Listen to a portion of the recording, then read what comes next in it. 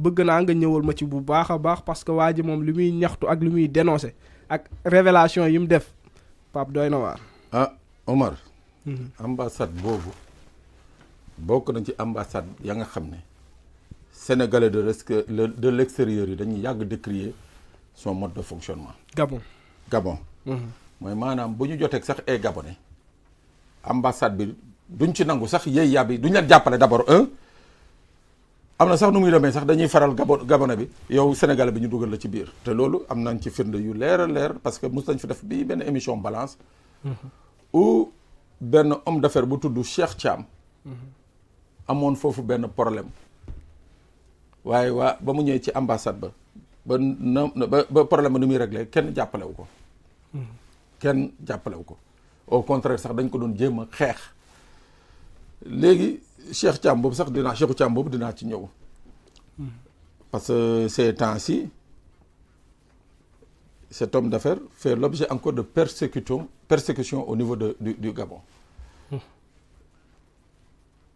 am ku ko ameloon 18 millions dans une transaction immobilière ñu def procès il gagne le procès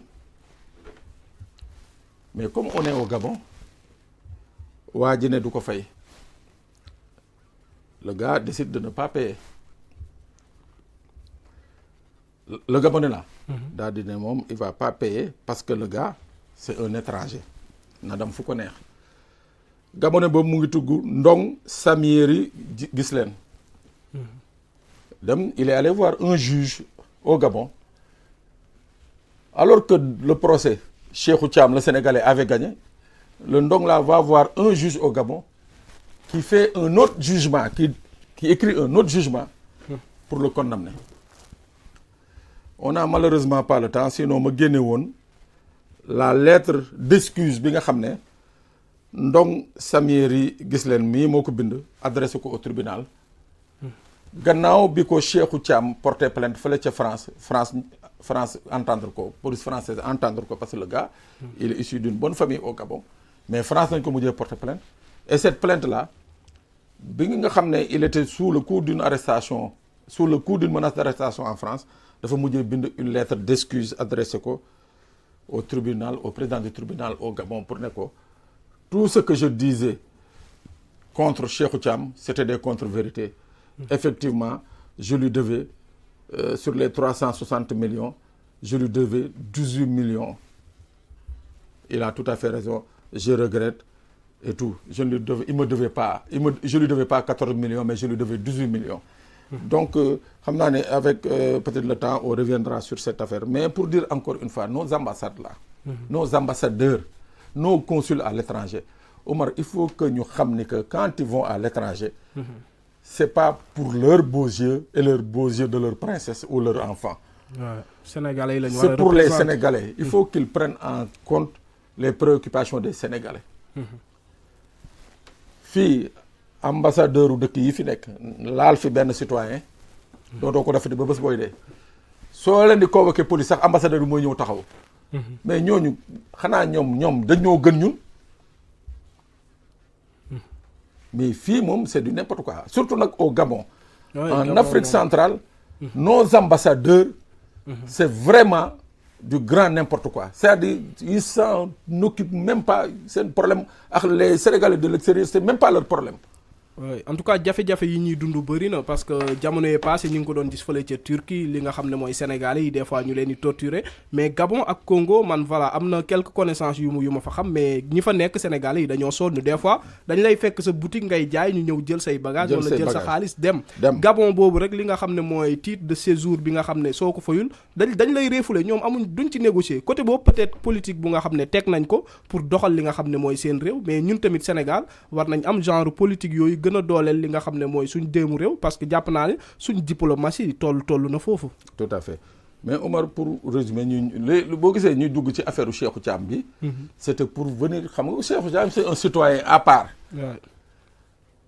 c'est un Sénégalais qui est établi au Gabon. mais léegi nag dafa am benn Sénégalais bi nga xam ne qui est conseiller d'ambassade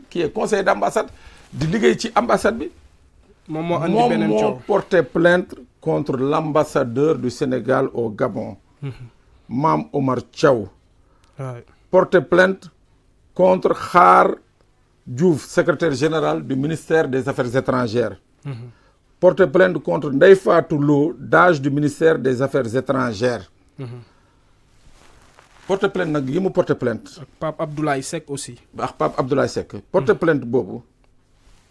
dafa d'abord yégal premier ministre Ousmane Sonko, ministre des Affaires étrangères Yassine Fall, président de la République defal leen une lettre d'information. ba mu leen defee lettre d'information bi après la dem bind plainte am. fële ca dikk. moom Yoro moomu bokkum. mu ne ba mu nekkee foofu ca ambassade ba. Ouais. comme secrétaire d'ambassade. yàlla def mu amoon cofeel ci Pastef. bu ñëwee di liggéey ci sol bracelet ñu koy dingat di ko créer ay problème mu continuer di def liggéeyam ba mujjantal gi gars yi yu ñu doon def mooy maanaam yenn luubal yi mooy ci wàllu légalisation yi moom moo yore woon loolu courrier yooyu mooy ci wàllu légalisation document yeeg yooyu moo ko yore woon luubal yi ci gars yi doon bëgg a def mooy maanaam timbre buy jar 5000 wala 10 000 soo ñëwee fay 5000 duñ ci def timbre dañ ciy def cachet rek yooyu mu commencé di dénoncer yooyu bi mu commencé di dénoncer yooyu gars yi defal ko bagage daa di ne dafa dof ba nga xam ne utaluñ ko këyit amul këyit bogo ko couper salaire am yónnee ko Dakar mais li ci gën a garaaw jabaram ak doomam parce que boo nekkee diplomate dañ ne yow Umar sa jabar ak say doom am nañu droit passeport diplomatique am nañu droit mais yow soo décidé Umar ne man sama jabar kenn du ko jox passeport diplomatique sama doom kenn du ko jox parce que yow yaay décidé mais moom li mu porté plainte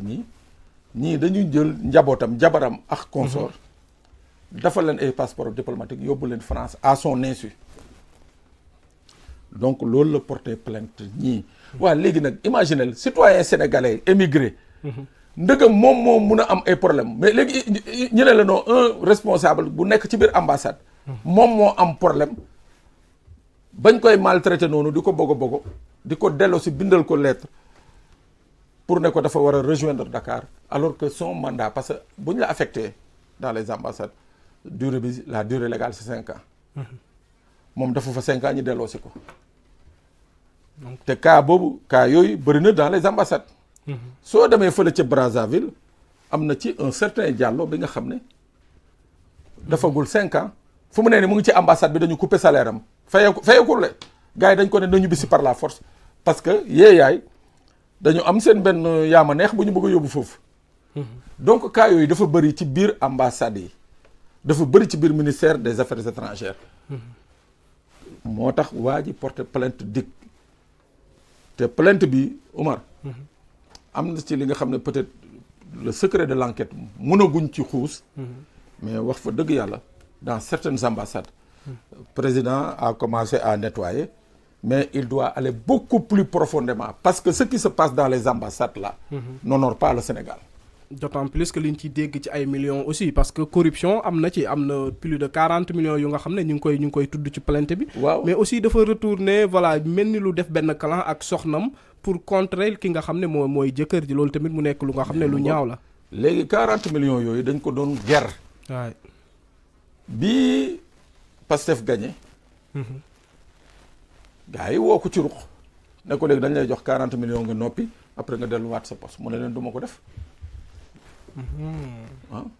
gars yi ñoom seen poste lañ bëggoon a lewal quoi. waaw pour noppiloo waa ji pour jox ko 40 millions. mu ne leen du ma ko def. jël ngeen sama njaboot yóbbu. jël ngeen sama doom yóbbu. déclaré ngeen man damaa dof. waaw bàyyi leen rek ba yoon ma ne damaa dof. couper sama salaire. bàyyi leen ma toog rek. waaw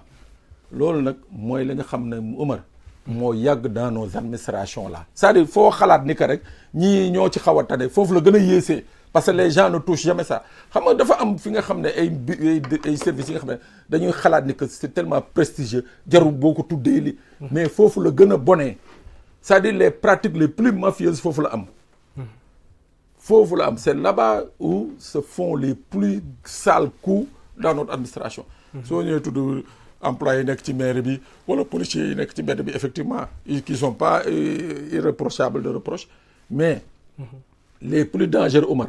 c'est dans ce qu'on appelle waaw le xaay mooy fa nga xam da nga naan non ñoo nii. oui parce que sénégalais yi sax ambassades yi nii à part sama classe gi bëgg wàllum tukki voilà joxuñ ko benn importance bi alors que les sénégalais de l'extérieur ñoom mënuñ am dara sans ñu jaar ci li nga xam ne mooy consulat yi seen wàllum papier et tout mais aussi suñu amee problème comme ni nga ko waxee sànq li nga xam ne mooy ambassadeur bi wala boog ambassade bi moo war a jël ay responsabilités ñëw taxaw li nga xam ne mooy doomu sénégalais yi mais malheureusement dañuy gis gars yi wàllum politique rek la ñuy jiital toujours. politique rek ak lu neex président. tey jii président bu doon ñëw par exemple Gabon nga gis ambassadeur bi xoolal dana defaraat résidence bi demaat jënd lal bu bees defaraat ay affaire kërëng xoolal ba président bu ñëwee dugg ne non kon gars yi fii ñu ngi daal di tànn nag ay Sénégalais tànn ay Sénégalais foofu indi leen nag ñu kii président bu ñëwee nuyu leen ñu naan ko way président vraiment fii moom day dox rek quoi ambassadeur bi ku baax la ainsi de suite gis nga pratique yooyu Omar il faut que mu dañ keroog bii président yi dem defi commémoration wu Thiaroye 44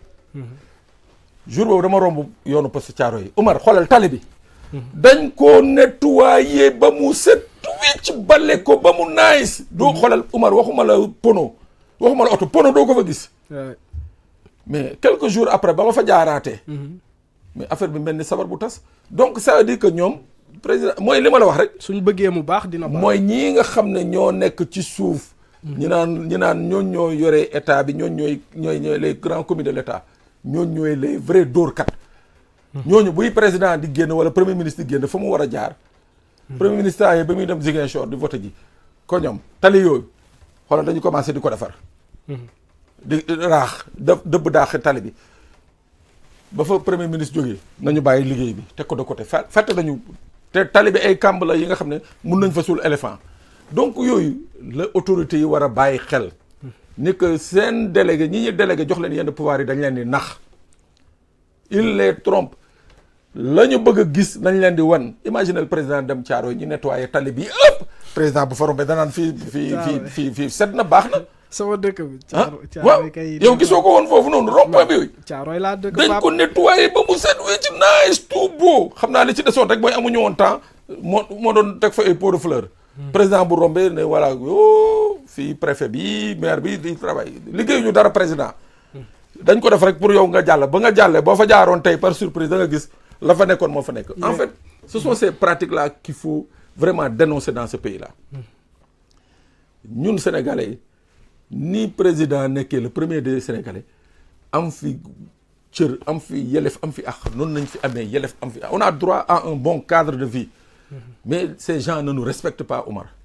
soo ko waxee ñu ne noo da ngay kii mais c'est la vérité